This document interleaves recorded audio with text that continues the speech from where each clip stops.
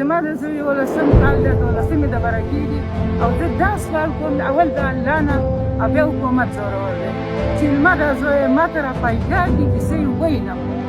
که د اوبو ډوډو نصیب یې دي ورسره مسلمانان دي، د مسلمانان منګلو، خو دومره چې زه یې ووینم زما تسلي وشي. بسم الله الرحمن الرحیم. السلام علیکم. قدرمندو داسې لګي چې حکومت او غیر سیاسي خلکو دا فیصله کړې ده چې دا ملک تقسیمول غواړي او دا نور داسې موږ نه ساتو او چې کوم حکمت عملی چې کومه پالیسي دو جوړه کړې ده د هغې واضحه مطلب همدا دی، بل هېڅ نه کېږي. دا ویډیو چې تاسو ګورئ دا د پنجاب د اسلام آباد پنډی ده او دا دې کس د پی ټي آی کوریج کولو او احتجاج کې او اوس د شپې 2 بجې په ده باندې رینجرز او پولیس خلک راغلي دي او دا د کور نه اوچتوي او مور چې کم دی دا دعاګانې کوي او آیات الکرسي او کلمات وي. یعنی دا ویډیو چې سړی ګوري نو سړي ته جړا ورشي. دغه شانتې زه تاسو ته د پښتنو ویډیو ښیم چې هغې کې یو مور جاړي خپل زوی دپاره چې یاره زما زوی 10 کال او 15 کاله وشو، بله یوه خور جاړي د خپل خاوند دپاره چې زما د خاوند دونه وخت وشو چې هغه بېدرکه شوی دی، لاپته شوی دی، د کور نه اغوا شوی دی، نو چې په هغه څه کیس وي تاسو عدالت کې پیښ کې. دا خبره مونږ تقریبا د 15 کالو نه خو تقریبا زه کومه دا خبره چې په کمو خلکو هم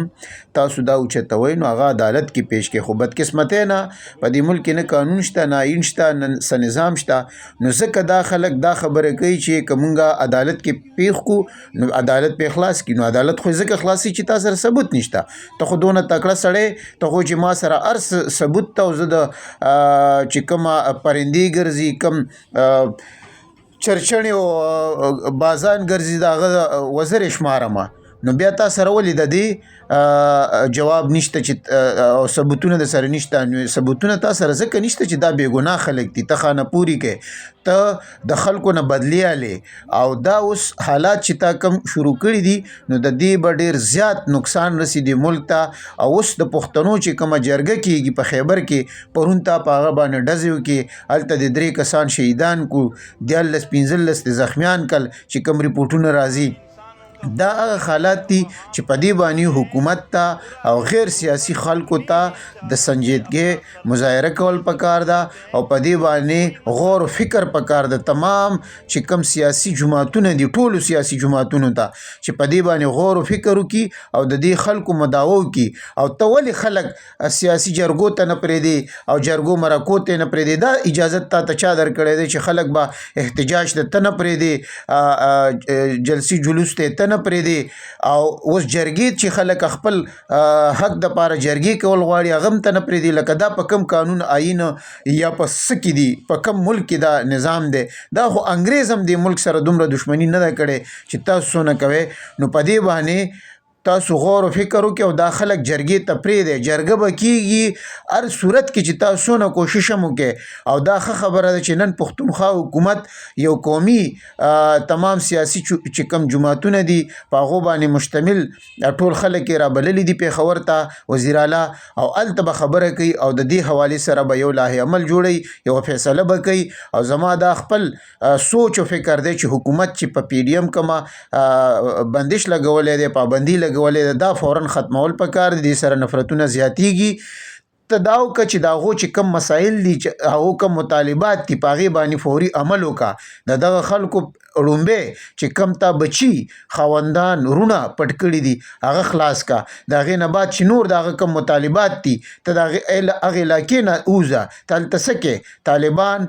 ترخګر هغو ته نقصان رسوي، تاسو هم رسوئ. نو هغو په نظر کې تاسو او هغو کې هېڅ فرق نشته او په دې باندې تاسو ته فکر پکار دی. کني دا ملک چې کم دی نور داسې نشي چلېدی او نه دا نظام داسې چلېدی شي. تاسو چې کم حالات جوړ کړي دي نو پښتانه تاسو مجبوروئ چې دا خلک چې کم دی دا جدا شي. ته دا ویډیو کې ګورې دا پولیس والا پرون په دغه خلکو باندې چې کم جرګې دپاره